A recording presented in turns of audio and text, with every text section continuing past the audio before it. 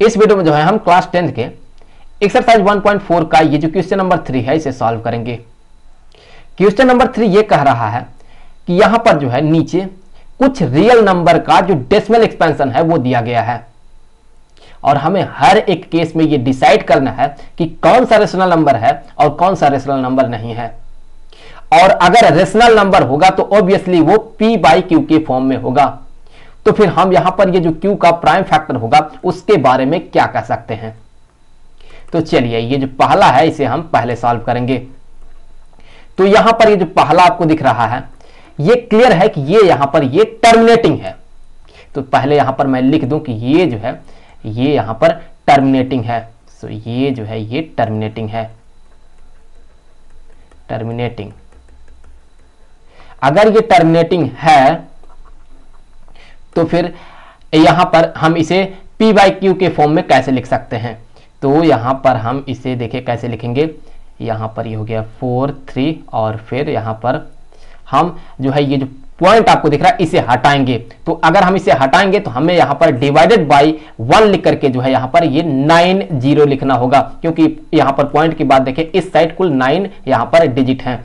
तो यहां पर हो गया 4 3 1 2 3 4 5 6 7 8 9। तो यहां पर ये हो गया डिवाइडेड बाय 1 लिख करके हम जो है यहां पर कुल 9 0 लिखेंगे। तो कितने 0 हो गए 3 6 और यहां पर ये 9 0 हो गए। तो हम इसी को देखें क्या लिख सकते हैं। इसी को हम यहां पर लिख सकते हैं कि ये जो है ये बराबर हो गया, यहां पर ये बराबर हो गया डिवाइडेड बाय यहां पर हम 10 का पावर क्या लिख देंगे, हम लिख देंगे 10 का पावर 9 और फिर हम इससे आगे ये लिख देंगे कि यहां पर जो है ये बराबर हो जाएगा, यहां पर ये बराबर हो गया 2 इंटू 5 का पावर 9। तो यहां पर ये देखें ये 2 का फैक्टर आ गया और 5 का भी फैक्टर आ गया है। यहां पर 2 का पावर 1 है और यहां पर 5 का पावर 1 है। तो फिर हम ये कह सकते हैं कि यहां पर ये हो गया p बाई क्यू के फॉर्म में, q के जगह पर ये है और p के जगह पर ये है। तो फिर ये जो q है ये यहां पर किसके फॉर्म में है, हम यहां पर कहेंगे कि यह है 2 का पावर n और यहां पर 5 का पावर m। तो जब जो है ये रेशनल नंबर होगा और वो टर्मिनेटिंग होगा तो जो q होगा वो हमेशा यहां पर इसके जो है फॉर्म में होगा। अब देखिए यहां पर ये है 0.120 फिर 1200 फिर 12000 फिर 12 यहां पर 40 और इस तरह से ये डॉट डॉट डॉट दिया गया है। तो क्लियर है कि ये रेशनल नंबर नहीं है।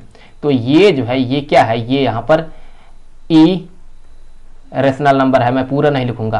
तो जब ई रेशनल नंबर है तो हमें इसके बारे में जो है कुछ नहीं कहना है, क्योंकि ये p बाई क्यू के फॉर्म में होगा ही नहीं।